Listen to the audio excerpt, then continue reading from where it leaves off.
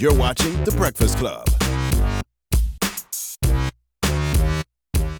Morning, everybody. It's DJ Envy, Angela Yee, Charlamagne the God. We are The Breakfast Club. We got a special guest in the building. My guy. Ari Melber. Very happy to be here. Did he pronounce your last name right? Ari Melber, yeah. Melber, okay, got you. DJ Envy gets it right on the first time. No, right. He doesn't. I usually don't. That's I usually very don't. rare. That's why they question me. Very rare. For people who don't know, tell them who you are, Ari. I am an attorney and a writer, and I now host a news show called The Beat that airs 6 p.m. Eastern nightly on MSNBC. Fake news. No, Well, let me tell you something. Fake news is a lot harder than real news because we have to make up every story from scratch. Right. So that takes a long time. Right. I got familiar with Ari because throughout my Twitter feed, people would always send me these clips of this guy who would be quoting Jay-Z. They did a whole entire montage on of you MSNBC, and I'm like, hip-hop lyrics. and quoting them in context. So I was like, wow, who is this guy? So that's what made me start watching because he was saying things that were digestible and making news interesting for me, basically. How you become such a Jay-Z fan? Charlamagne putting some respect down, I feel. And not just Jay-Z, and it's mutual. 3 6 Mafia, just everybody. I'm You're okay. a huge hip-hop fan, huh? I'm a big hip-hop fan, which is why it is such an honor to be here at the Breakfast Club for real. I mean, you grow up on this stuff, and then you get to meet people, and I imagine you guys might sometimes feel like that as well when you get to meet your people. So this, for me, is very exciting. I went to Garfield High School in Seattle. That's where Quincy Jones went and Jimi Hendrix, and rap was all around. So it was one of those things. It wasn't like choosing rap. It was just everywhere in the school. I thought for sure he was going to say the Bronx. Yeah, he's from Seattle. I thought for sure he was going to say the Bronx, Queens, Brooklyn. I wasn't expecting Seattle. I live in Brooklyn. 206? I live in Brooklyn, but I represent 206, and so that was around everywhere. And I had friends who were into music, and we got all around that. And then with the news, what's funny is my job. What I try to do is to be clear and to report facts and explain things. That's important. Right? So, of course, you're going to reach for anything that helps do that. And it might be a movie, and it might be a sports analogy, or it might be lyrics. And a lot of these lyrics, particularly when you think about, we're in a world right now where covering the Trump administration involves covering a lot of crime. Yeah. Well, explain some things to So us. you end up talking about songs and lyrics and crime. Money, sex, and drugs, baby. Please explain some things Yes. to us right now, because first I know we want to talk about Michael Cohen, who is Donald Trump's attorney, personal attorney, and I guess that's one of his very limited clients that he has, and this $500,000 payment that he got from the Russians. So talk about that and what's going on and break it down for us. This is wild. If this were the last scene in the movie and you learned that the president's fixer set up an account to pay off a porn star and then funneled money into the account from a Russian billionaire who was so dodgy, he's been sanctioned by the president's own Treasury Department. And all this comes out, you'd be like, I feel like they're tying the plot together too much, too quickly. It's bonkers. And so it reflects something in the realm of desperation, recklessness, arrogance, or a mix of the three. Because Michael Cohen has basically told on himself, and that's why he's in a lot of trouble. I mean, it's all in the evidence now. It's all in the records. So what do you think would happen if Michael Cohen was like, okay, yes, I did pay off Stormy Daniels, and this was because of Donald Trump and the election, and then Donald Trump admitted it. Would it even matter? Do you think his supporters would be like, oh, my God, we're turning on him? Do you think he would get impeached? Do you think any of... Because he paid for some pussy? Wait. No. Before you answer that, is what he did illegal? Is what? Paying off somebody not to talk, is that illegal? Not if you do it the right way. So you can pay someone to talk or not talk. Like, we're in a room with very popular people who get paid to talk. But if a company wanted to pay you not to talk, that alone would be lawful, right? That's what an NDA is. Right. Companies paying us to talk about them is not lawful. It's called plugola. However, if they approached you... I don't mean like that. We know what you mean. But if they know what I approached mean. you while you were getting in your car and threatened you... Yeah, but if you lie to a bank, that can get you 30 years under the Bank Fraud Act. And if you lie to the New York authorities, that can get you into state criminal liability that Donald Trump can't pardon you for. But if Charlamagne has sex with a porn star, right? And I'm his attorney. Charlamagne's a faithful married man. I wasn't going to say me, so I had to use you. And I'm his attorney. And I say, okay, porn star, I'll give you $100,000 never to say anything again. That's not illegal, right? He's saying that alone is not illegal. That alone's not illegal. So where's the illegal part? And look, you take DJ Envy into court, counselor, put him in front of the judge. I like my odds. I think you're very persuasive, you know, and that's part of what being a lawyer is. You got to think about your client here. You know, Charlemagne as a client, I'd say he's grown a lot over the years, and so Ask me. I'm gonna say I didn't fuck her, and I damn sure ain't give her $100,000 to fuck her. That's why I wouldn't put him on the stand. You paid this girl Excuse $100,000. you, sir. You work for president. I needed to be where I needed to. Are you listening to your advice of counsel here? No, neither is Trump. He never does. No, he doesn't. He fires a lot of lawyers. So what could be illegal is fraud, lying to the banks, lying to the authorities, and then the big one, and we're not there yet, but you're asking what's possible, what's being investigated? Why is a Russian-linked fund sending hundreds of thousands of dollars to a guy who, according to the feds, doesn't even practice law? Right. So what service is he providing? And that raises the question of, is there bribery or is there collusion? We're not there yet, and my job is always to keep an open mind. I did a report a month ago that Michael Cohen himself tweeted out and said, see, even MSNBC says I'm right, because I pointed out that it probably wasn't a campaign donation violation based on the facts that we knew. So when it's possible that they're doing okay, I report that. In this case, I'll tell you this week, they're not doing okay. This looks terrible. I can't wait. Now go back to When your did- question, Yee. oh, Hold on, Yee. oh. It was I cut you off. I'm sorry, Yee. I don't remember what my question was now. Oh, I'm sorry. I was gonna say to you when you were coming up in the media game, like you have a very distinct style. It's almost like Stuart Scott on ESPN, so to speak. You know what I'm saying? Did anybody ever tell It's you a big to compliment. like you can't do that? Nobody knows what you're talking about when you quote these rap lyrics. I feel like what you're trying to sort of say is early 50 Cent, I know you like my style, but how much do you like my style? I like this guy. Okay. I like this guy. He thinks the president's a PIMP. You said it. One thing I'm going to do during the interview is when you guys say things, I'll just be like, you said it. I was just here. You're asking me, did anyone ever say, don't do that? Yeah. It's never that direct, but I think, as you guys know, as you build any kind of following, there are all sorts of subtle pressures. And at the end of the day, it's a question of, are you going to be true to what you think is your job and who you are or not? And I don't think quoting, lyrics is any different than any other number of several things that people face. And you just kind of have to decide that. And so in that sense, this is corny what I'm about to say, but I'm corny. You know that. So I'm just going to be No corny. such thing as corny anymore. And Here we go. The first rule of journalism is also the first rule of hip hop, which is keep it real. Yeah. And so if you're a nerd, be a nerd. And if you love something, explain why you love it. Right. And if you're trying to be fair to someone and people go, oh, well, like the Cohen example I gave, some people hate Michael Cohen so much, they don't want to hear me say that part of the story is good for him. Right. That's not my problem. So I think the pressures are there subtly, but you just got to figure out who you are and be who you are and then see what happens. Look at the audience. Our demographic doesn't know who these people are that you're quoting. They don't know Jeezy. Who are these people? Like, you know what I mean? Well, but this is the coolest part of the news.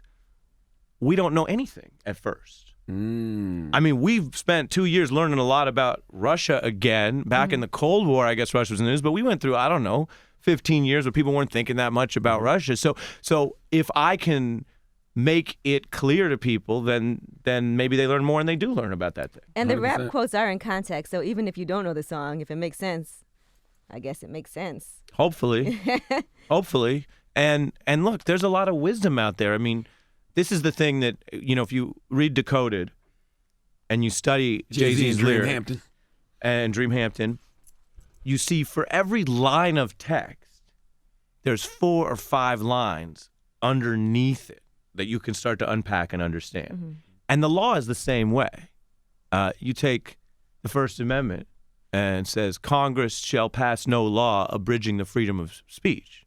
Okay, kind of know what that means, but then you start reading all the cases in the footnotes. There's all this stuff underneath it, right? And so, and religion is like that if you study religious texts. So that is something that hip hop and the law and the news have in common, which is there's the line, but the most interesting thing going on is what's behind the line, what's underneath all those words. Don't you think hip hop is the most relatable culture and genre ever?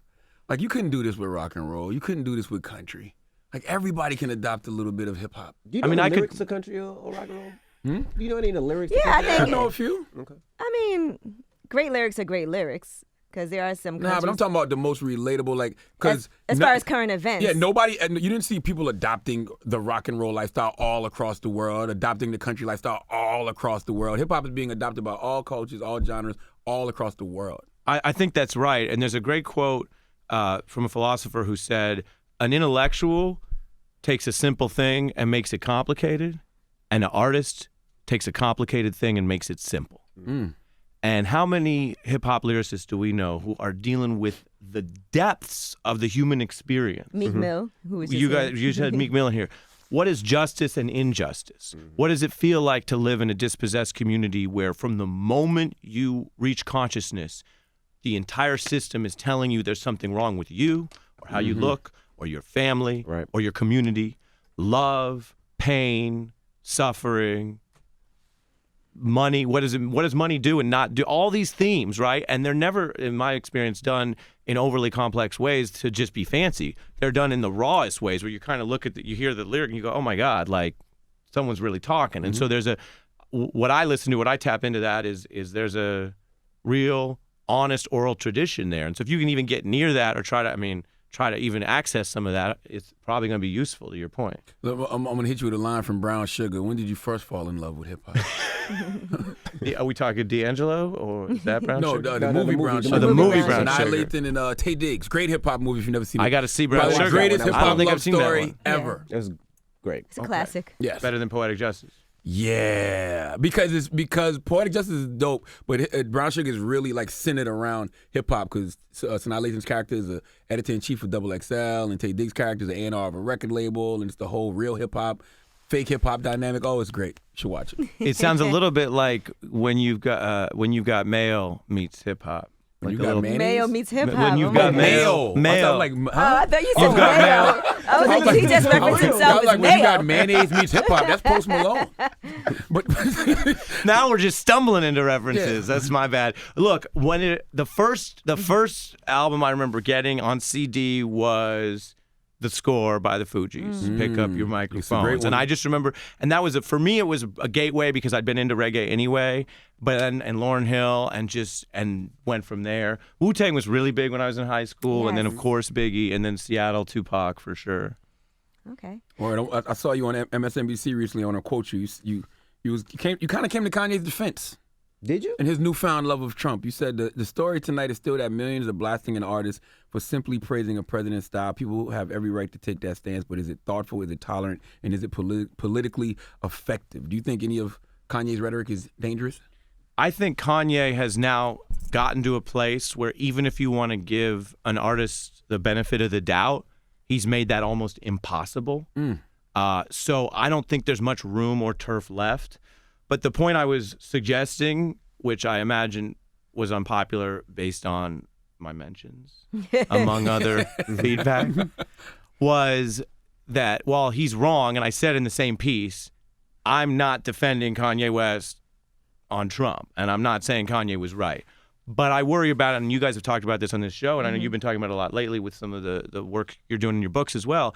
I worry about an instant reaction culture where we don't leave space between I disagree with you, which is America, Right. and me and my entire group are now going to shame you and drag you And cancel you. instantly. You're canceled. for that. See, And I'm now- not saying Kanye West is the poster boy for that. Yeah, because I don't think so. Because I will say this with Kanye, a lot of his own peers have tried to correct him, and I do think we are being very forgiving too of Kanye. I know some people are going hard at him, You but said Kanye last has week not you were been, done with Kanye. But Kanye has not been canceled. But you know what? You said For last me- week he was. You said for you're me, done but with for him. me with Kanye, it's not even just this statement. It's just a lot of things that he does that I just feel like he's very out of touch with what's going on with our experience as Black people living in America. But you know what I the feel he's problem very is? out of touch, and I think it's been like that for a long time, and I think that just really exemplified it. The problem is he doesn't have the information, That's and, all. he's speaking without having the information. It's kind of like, me talking about what's going on with Trump. I don't know all the information, so I ask. I can't make statements without asking because there's people that follow us and listen to us and believe what we say is true. So with Kanye, he has millions of fans that listen to him and really follow him and really are invested with him. So when he speaks, they believe it. And But he has people reaching out to him. He doesn't He's believe that- posted that's not those true. messages of them trying to correct him and give him information, and he doesn't care. Why not? That's why he's posting them. He's posting them to let people know I'm getting the right I information. mean, he posted John Legend, and then he was like, I don't care what you say. It wasn't like him acknowledging, because John Legend was trying to explain why things like that are harmful. He posted Steve Stout sending him that message about Republicans, and then he corrected himself, and he posted me and John Legend correcting Steve Stout because Steve Stout said Republicans are the only people who have ever done anything for African Americans. Ever. I don't know about that. I don't know about that. Like, come on, we know that's not accurate. I think the most frustrating part is that Kanye West's public statements, which are now awash in ignorance and a type of justification of Trumpism that is really damaging to the civil rights cause that a lot of people care about in a lot of races, people who care about these issues, is also still at odds with some of the music. So there is still you said both of you said that he's uninformed about this today, Absolutely. and that's manifest. I think you're absolutely right. And yet, it wasn't that long ago. I mean, it's on Watch the Throne when him and Jay are talking about Made in America. Made in America. Right. This is dedicated to the memory of Dan Roy Henry. Too much fire to catch a friendly. Right. And they're talking about the names of young black men unarmed, shot down in different cities. That's also in there. So I guess what I was struggling with probably didn't nail it as well as I could have. But I was struggling with how do we even try to reconcile that without the dragging? Even though he's not supposed to, because he has more power and more money and more privilege. Even though I'm not trying to use that word loosely, than many other people. And it's also hard because there's people who have been so affected by Donald Trump, so they're very passionate about how they feel about it. There's people whose family members are getting deported, and, there's so many things that are happening. There's people whose family members are in jail. There's people who are in jail themselves, incarcerated for drugs, and he's saying we should kill these people, and all kinds of things. There's people from Haiti who are, and he called their country a ishhole. And there's so many people that are affected by what Donald Trump says that I think it's really hard for us to separate Kanye. He has no clue. You saw when I asked him in an interview, he was like, I don't have the answers. He don't even know. He knows nothing about none of that. But then don't speak on it. I agree. Speak on it. Well, and that's so part of what came through in your discussion with him and what's come out from all of this, and this is not a good thing, but it mitigate. In the law we talk about sometimes mitigating. That doesn't mean you didn't do the bad thing. It just means there's some factor that makes it less bad. Yeah. His mitigation defense here would be he's not talking about Donald Trump, the president. Nope. Right. He's talking about Donald Trump, the sneaker. Exactly. And he's like, look at this sneaker and look how shiny it is. And people underestimated this sneaker, and now it's shinier than you ever thought. And we're like, yeah, it's shiny, but like look inside the sneaker. There's like a terrible family deportation policy that's splitting children out. And he's like, no, but I'm talking about so that's not a defense, but it is a mitigation in the sense that and much better than I do because you spend time. I've never spent any time with him. I just spend time with the earphones. But is there something where he's only skimming that surface of Trump? He's talking about Trump the brand. That's all he's doing. It's just so irresponsible. But you know what? Not only that, and what he's doing is irresponsible. Like I thought about it the other day, and I was like, if I wasn't doing radio, would I be into politics like I am now? I got 5 kids. I would have to work 8-9 hours a day. When I finally get home, am I going to turn on CNN or am I going to turn on my sports game and then or go to MSNBC? sleep? I'm not. I'm definitely not. So I might not know what's going on as well. And but there's then a you lot wouldn't of be people like, out I love there Trump. that don't know what's going on. Not to say that I like Donald Trump, but there's a lot of people that don't know. And my whole thing was, it's not the fact that he doesn't know, but he should know, is that the fact that he's talking about it. Yeah, like he just does shut know. the fuck up if you don't know what you're talking about. So I got a question. Given that everything you guys just laid out, which makes perfect sense, what is the right way as a culture and as a society to engage that individual, right? If what you actually want to do is build. Because I guess what I was getting at in the piece I did was the concern that you could fight and be right, but you don't necessarily build. It's like in the Jewish tradition, there's a thing called the 4 questions at Passover, right? Which is a slavery story of Egypt and all that. And the idea is there are different questions that people ask from within the community. And some people say, oh, well, why did you save us? What does this tradition mean? And that's like a positive way to look at the history. And then there's another question that comes up in those 4 questions that says, oh, well, why were you saved? And it is a person basically distancing themselves from their own culture. And there's a very aggressive response to that, which is like, oh, well, God saved me for the right reasons, and I don't know that he would have saved you. And the whole debate that comes out of that is, how do you talk to people, even if they are resistant or wrong, to bring them back into the fold? And so I guess I wonder, like, that's real. Where do we go? Even if Kanye is obviously not the best person to drive this conversation, he is part of the conversation. The president of the United States is tweeting back at him. I posted Talking a about quote. He is yesterday. Kardashian empire. How do you build off that? I posted a quote yesterday from Malcolm X, and I think it sums it up. It says, "Don't be in a hurry to condemn because he doesn't do what you do or think as you think or as fast. There was a time when you didn't know what you know today." And I just think we need a little patience with people sometimes.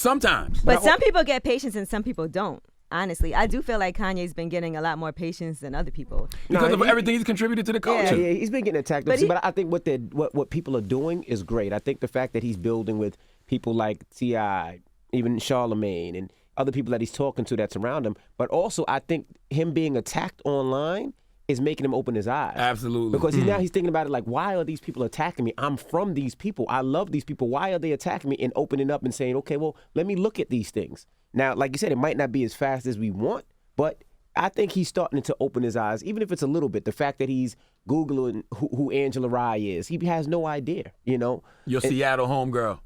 Also 206.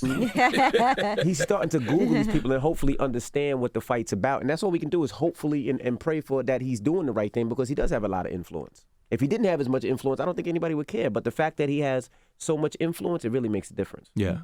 Now, can I ask you something? Let's switch gears for a second. You think it's possible that Donald Trump could get reelected, in your opinion? Based on what we know, Donald Trump is on track to get reelected. Really? That's scary. Yeah. Economy is decent. Russia's still His around. base is unified. And the conversation, the journalistic coverage of this Russia story makes sense because this might be Watergate on steroids plus an international adversary. Depending on where this thing ends, and we don't know, this could be the biggest political scandal in American history. Oh, yeah, bigger than Watergate, everything. Yeah. But then you look at the Democrats, and I'll flip the question around. That's an old anchorman trick. What are the Democrats telling people is the reason to vote for them right now? Because you don't like Trump, which is the dumbest shit in the world. Right. Stop. I need to know what you're going to do for us in our communities in America. Forget Trump. Like, Trump don't even matter. Like, if you don't like Trump, you don't like Trump. But you It's don't like- I'm not voting you just because I don't like Trump and you don't like Trump. And you can do a battle track and a diss track, and you could do it again. You could do it a third time. You could get some fire off that. But the great artists that people are really excited about stand for something, Right. and they make people move and they make people party. And you say, "Oh, I love what you're saying." So the idea that you're going to do what, a diss track for 2 years? We already know people don't like Trump. In Right. fact, Trump is the over-dominant conversation. So I think it's very telling when you look. What are the Democrats running on? What are they up saying when you see them on the air? Half the time they're talking about Russia too, which I'm not saying is not important, but their job has to be more than that. It has to be more than, Proactive. hey, remember that we don't like this guy? That's why I feel like a lot of you see some liberals are moving over to the conservative side because conservatives are actually talking about something. They're at least telling you what it is that they're going to do or can do for you. And they're righteously angry. I mean, the other thing that's happening in my observation about the political moment we're in is Donald Trump has built a fundamentally oppositional grievance movement.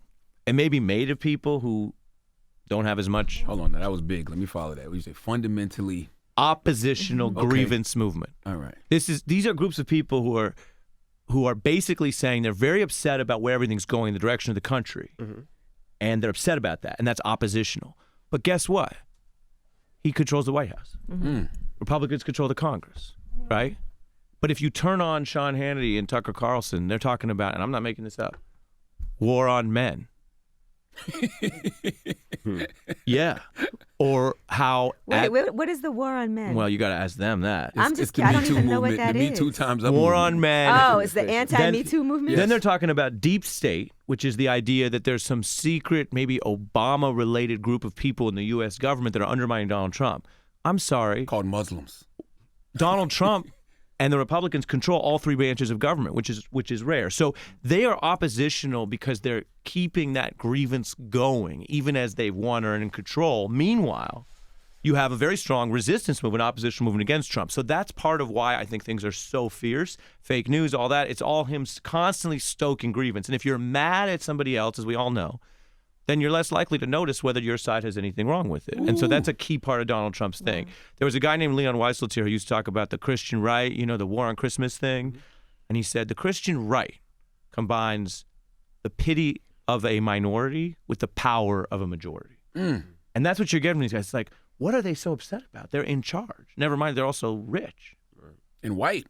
And white, very, very white. Now, who do you think could beat Donald Trump, if anybody? Do you see a candidate? Kanye. Shut up. Either it's the anti-Trump or you go bigger than Trump. So the total anti-Trump would be someone like Sherrod Brown, who's your plain-spoken, working-class Ohio guy and has a good relationship with working people and fighting for people and is just the anti. I mean, completely opposite. I think a woman would be great right now. Kamala Harris would be great. Kamala Harris is great. We had her on the beat, and we had her. You had her recently. Mm-hmm. The other thing would be to go and out Trump, but with his energy, but a different message. So The Rock. The Rock. No, time out. What you just said. The Rock. What Ari just said so eloquently is exactly what Kanye was trying to say. That's why he said I would run a Donald Trump campaign with Bernie Sanders principles. That's what he said? That's what he said. Do you think Kanye West wants me to be his spokesman? Is that what you're suggesting? And is that a bad idea for a job? I'm not for The Rock, though. I don't want no celebrity in chiefs. Not I don't Oprah. want The Rock. I don't want Oprah. I don't want Kanye. I don't want no celebrity in chiefs. I'm done with that. Like that, we made this mistake already. Right. I think we made this mistake, and I think this stuff is harder than it looks.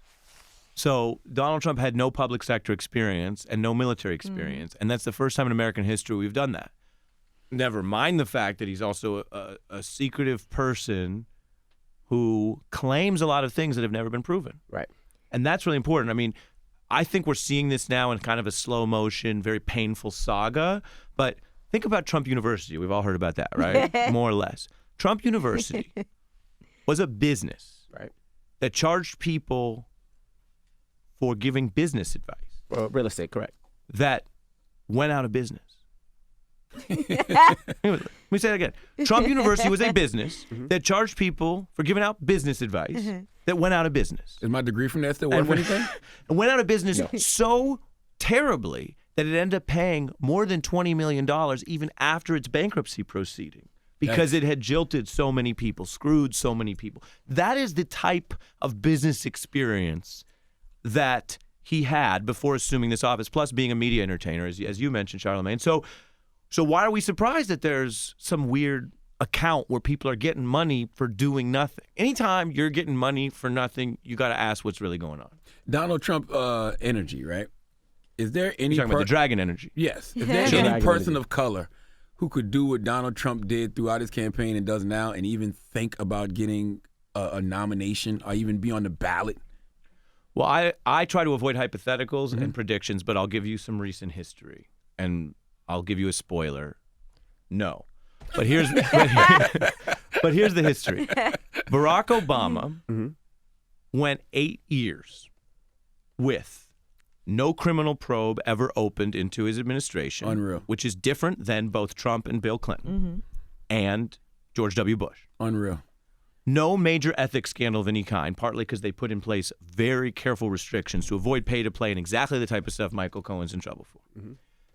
And he tried initially to do a lot of unity stuff. Some of it worked, some of it didn't. Then he used a lot of executive power to finish up what he couldn't. He passed national health care legislation, national economic Wall Street reform, and changed foreign policy plans with North Korea, attempted with North Korea, with Iran, with Cuba. Whether you agree with those things or not, those are all a record. And at the end of those 8 years, a portion of America, and I always say not all of America and not all Trump supporters, but a large portion of America was still so enraged with the concept of a black that president. A black man was president, perhaps more enraged by the fact that he was considered a good or decent president after those 8 years, that who emerged as the opponent? Not a traditional Republican, not a right-wing Republican. You know, Ted Cruz is very conservative, but Ted Cruz, what everyone thinks of him, was not a birther. He's very right-wing. He was not a birther. What emerged was the one person on the right who was willing to go further than all other elected Republicans, at least in the Senate, major Republicans at that point, to say, in a very directly racist way, maybe Barack Obama's not even American. Maybe he was born somewhere else. Let's find his tax returns. Get off the basketball court, quote unquote, was what Donald Trump was saying before 2016. That's who people turn to. So the notion of the standards, I mean, we see it in race, we see it across gender. the notion of what the standards and how much better you quote unquote have to be, and then what the reaction is, it's depressing. Can you find any rationale for anybody to say they're a supporter of Donald Trump? Like, what are some things that you would say, okay, I can get that? Anything? Sure. I mean, look, there's plenty of evidence that a lot of people in this country care a lot about basically being pro-life and making sure the courts have judges that are pro-life, and that's their voting issue. And that was true before Trump, and it's true separate from race. And one of the things he did, partly because he got a list from the Federalist Society, was put a pro-life person on the Supreme Court. And that's millions and millions of people. So I'm always careful to say in my reporting, my analysis, well, I don't think you can cover American politics and be afraid of talking about racism. I mean, it's weaved into American life since the founding, right? Having said that, I'm very careful to say, yeah, there's plenty of other issues separate from that. And so there are people who support that with Trump, and there's people who are just such hardcore Republicans that they may not have liked Trump, but they'd been told Hillary was the Antichrist for 20 years and they weren't going to vote for her.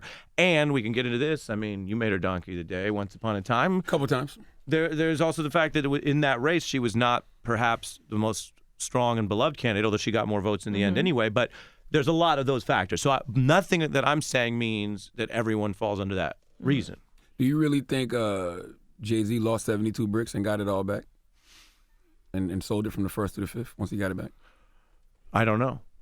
I think that goes outside of my personal reporting and street knowledge. What do you think?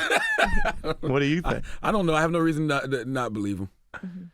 Do you think that if he truly were born in a very troubled part of the world, like, say, in the middle of a refugee camp where you really can't rub two sticks together, that he could still triple his worth anywhere on God's green earth? I mean, Marcy not too far off. Marcy in the 60s wasn't too far off from I think so. I'm saying Marcy was pretty bad back in the day. You're saying it was like Yeah. It was a war zone back then. Yeah. It was pretty Shout out hard. to Marcy. Yeah. Are we gonna do therapy real quick? Because do you agree with Jay-Z that when the pain is real, how can you heal what you never reveal? You can't heal what you never reveal, 100%. I mean, I think that's part of living your truth. You live your truth so nobody can use it against you. I think that when you're open and honest about things that you may be going through or things that may be bothering you, it really doesn't affect you. I think when you're hiding it and you hear people talking about it or calling you on it, that's when it bothers you more than just being open to it. Can I hit you with Miley Cyrus then? No, just to change it up. Let's see if I know this. Well, this is just, and you tell us if you agree, because this is a thing you see in relationships. Okay. If you mean it, I'll believe it. If you text it, I'll delete it. So I should call and say I love you instead of texting. Anything important, you got to mean it, which is not a text. Ooh. Although this is the day and age of texting. I've been told. So it's hard to say because sometimes that text is great because you can screenshot it and send it to all your friends. And that's how we know it's real. And we can post it as well. Because you're saying it's evidence. Yes, Kanye and I both like to post our text messages that we get from people. That's very important. How has MSNBC avoided any Me Too Time's Up scandal? You see Fox got hit hard. Maybe they're just not touching people or, doing anything negative. Maybe. Ari, anything you want to get off your chest now? Well, you can get ahead of this? It's a very serious issue in the sense that we're seeing this across a lot of companies and media companies. And so it depends how broadly you draw the corporate structure because it's hit people at various parts of the company. I think it's super important that we have this reckoning and that people talk to each other and we figure out how to address anything that's gone wrong and then fix it. I mean, that's important. Did you know that one of the reasons why Hillary almost didn't do an interview with us because Charlemagne wore a Hillary mask and humped our board up? Well, the truth to the matter is I was humping our board up all the time anyway. And so I just happened to have a mask on that day because it was Halloween. So, I mean, it was a regular day. It just happened to be Halloween, and I was in costume. How did I bought up was a male too, by the way. So I'm throw that out there for anybody that may want to Me Too me. How right? did they? Okay.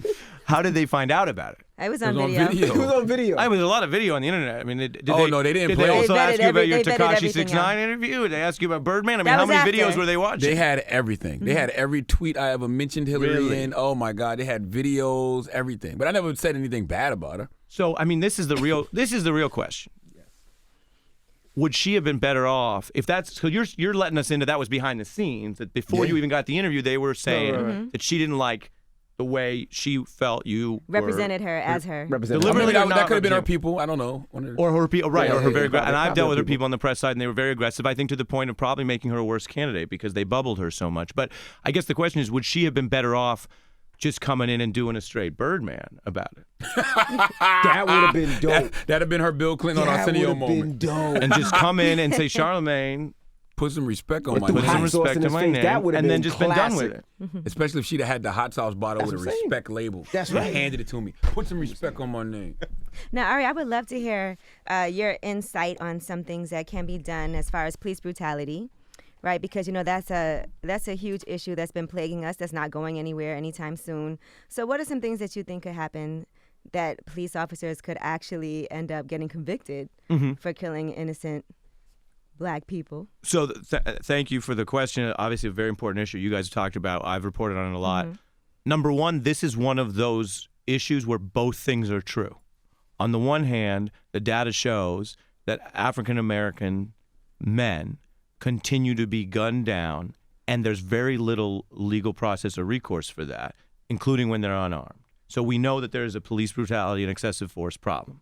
But that fact, which is concerning to anyone who cares about human life, Black Lives Matter, you could say all lives matter if you're concerned about it, but of course we're looking at where this is actually happening. That fact doesn't mean that nothing has improved in the last several years. So by way of specific example, the DA in Ferguson, who'd never really faced a serious challenge, lost his job after everything. The DA in Chicago also was voted out and replaced by a much more reform-minded DA. Those aren't the stories that get as much attention as the president or Trump or anything else, but that's part of where you're going to see the change because you actually need people on the ground who are dealing with these cases. The second most important thing, which of course I think we've all talked about, is if we don't trust people to investigate themselves, right? If Goldman Sachs doesn't get to investigate Goldman Sachs and decide what the answer is, why in so many parts of the country do you have police investigating themselves when these issues come up, right? And that's a local structural question because while Reverend Sharpton, who's a colleague and who's of course worked on these issues for 30 years now, talks about pulling in the feds to investigate, that is a solution to that problem, but that means you're always starting with that problem. Yeah. So I will say in New York State, they've set up a separate investigative function, which means that the police are not investigating themselves when there is a questionable shooting. I think that is, at a process level, a basic thing that you should have in every locality in the country, which takes a lot of local reform. And no one should be afraid of that if you didn't do anything wrong. Right. Because you say, of course, we want to go in, look at what happened. And, you know, in policing, there's what's called a good shot and a bad shot.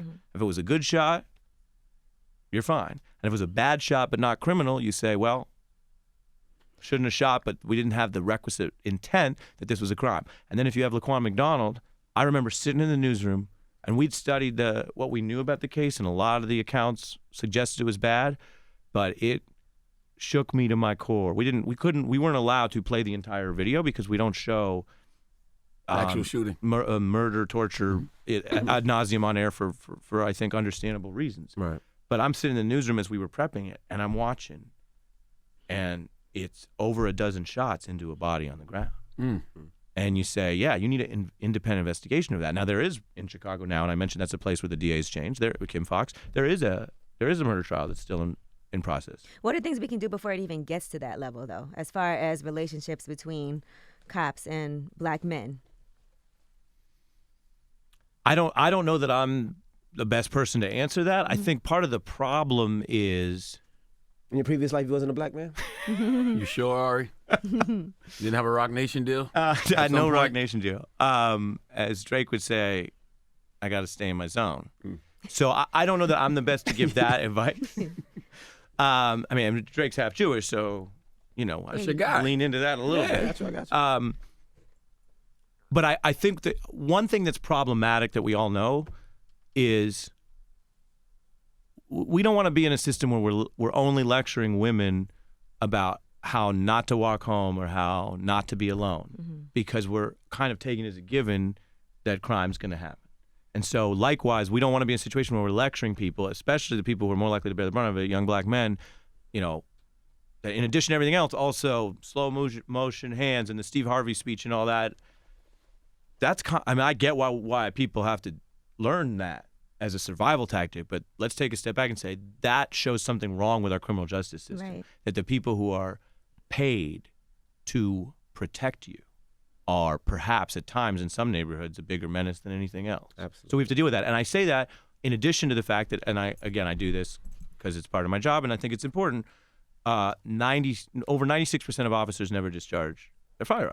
Right. So we are literally not talking about all officers because we're literally talking about the officers who shoot. And in Chicago, we've seen some of the officers who shoot is a small number of people, and they're shooting over and over, right? But it's so hard to remove them from the force or prosecute them that you actually have them given potentially a bad name to so many other cops who literally haven't shot ever, let alone a bad shot. Well, let's end with your favorite hip hop lyric of all time. Of all time. Of all time. Any artist, whatever. That one lyric that motivates you, inspires you. It's all about Ari. Let's do two. Slide on my knob. Okay. The one that I find funny and perplexing is when Drake says, I said that I would do it and I did, used to get leftovers out the fridge. Because I feel like if you get really successful, aren't there more leftovers? Well, he said used to get leftovers out the fridge. Like he's not getting leftovers out of the fridge anymore. Used to. So that means like before he became successful. But if you're big now, aren't you going to more fancy dinners? And then, Right. of course, Getting you more take home doggy the bags. Maybe he's not taking home leftovers Oh. anymore. Or he owns his own restaurant, so he doesn't need leftovers. But True. DJ Envy, Maybe he's like, I don't do leftovers. I get it fresh every time. if you go to really, maybe this is just me speaking as it's me and my wife too. We love leftovers. It tastes better sometimes. I don't play. if I you go love to my really nice leftovers. places, say Kobe beef or whatever, and you take that home, then you just scramble it with the eggs the next morning, like Amazing. Yeah, absolutely. yeah. So Yeah, that yeah, yeah. The lyric- restaurant would probably bring him some fresh Kobe beef in the morning. So what's the other line? He probably has a chef at home also.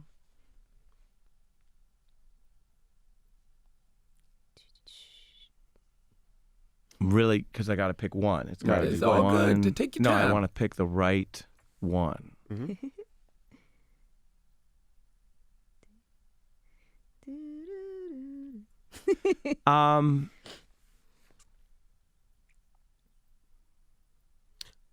When I'm alone in my room, sometimes I stare at the wall. And at the back of my mind, I hear my conscience call. You feeling lonely? I need love. I'll tell you the progression. Okay. I'm gonna mix up the question. That sounded like a rhyme right there. Because I've been following Jay-Z for so long. I am fascinated by the evolution from Reasonable Doubt, where this young man with so much obvious genius level talent is proclaiming, I never cry, but if I did, I'd cry ice. To mid-career Jay-Z, where he's opening up and you have on Song Cry, I can't see the tears coming down my eye. So I had to make the song cry. So my art is now going to cry, which is part of me, I think, to him, but he's not there yet. To what we have now with this fully formed entrepreneur, father, he would say sinner, on 444. Actually letting tears fall. Letting tears When he fall. said his mom, when he found out his mom was in love, stuff like that. Crying over his family, crying over his mom, Right. and telling us about the most vulnerable things, telling us about imagining his kids playing with somebody else. I don't even. And so I think because Jay's my number one, I follow him for so long. That progression, when you think about, and I think about when he was writing the first lines, he didn't know where that would all end up. Right, And so he absolutely. literally went from someone who is, and that's why it's so frustrating when people narrow artists and narrow the art to, well, one time you said this one objectionable Progression thing. and growth, right? That growth to me from someone that I look up to on multiple levels, like that's an inspiration, and I haven't finished my journey, so it's a path. But thinking about that through all those different songs is kind of fascinating. To Have me. you met him? We met briefly once. Is he familiar with you? Does he know this guy is on MSNBC quoting my I'm lyrics? sure he has to know. I don't know what he knows. I'm sure around Jay him. knows. I don't know what he knows. When I pitched one of his people to come on the show, and they explained why he doesn't do a lot of interviews, and that was unlikely, I then said, because we were having a meeting, I said, well, I'd like to make the case, though, of why specifically talking to me would make sense for Jay-Z. And the person said, I think we're familiar with the case. Right. Yikes. So they're aware. I think the issue there is, Damn, Shaka, why you so harsh? I think the issue there is do they see me as more stan than fan? Plus, you live in Marcy now, right? Clinton Hill? I'm kidding. I'm not representing. I can't represent Marcy. Well, we appreciate you for joining us. My man, This was an Ari. honor to be at your table, and I love thank the you. Breakfast Club. Thank you for having me, Ari, guys. last thing, since you just talked about crying, do you ever, because when I watch the news sometimes it makes me cry. Do you ever cry? Have you ever cried while reporting a story? Because it is so many things that happen that are emotional and passionate, and guests that you might have on and topics that you might discuss. Have you ever cried while reporting a story? Or is it that you see so much that you kind of are more numb to it? Well, the general guidance is the anchor isn't supposed to cry because it gets in the way of the actual people in the story, the subjects of the story, and it could detract, and we're not supposed to get in the middle of that and make it about us. To answer your question directly, when we were covering the church shooting. In Charleston, South Carolina? Yeah. Yeah, man. It's my birthplace. What? Oh, yeah. So, right, and you and Craig Melvin. Mm-hmm. The murder, the terrorism was bad enough, and that all went down. And then it was a few days later, and we were covering the court hearing where Dylan Roof was in court. So you're looking in the face of this accused murderer. White devil. And some of the victims' families came in because there's a process of victim impact statement where they get to speak. Mm-hmm. And typically, I happen to know this from being a lawyer, typically what happens is people come in and they talk about how angry they are and what they want to have happen. Mm-mm-mm. And these people who were very religious, as you may all remember, religious members of this African-American church came in and they started talking about Forgiveness. Yes. forgiveness and God bless your soul, forgive you. And that just broke me.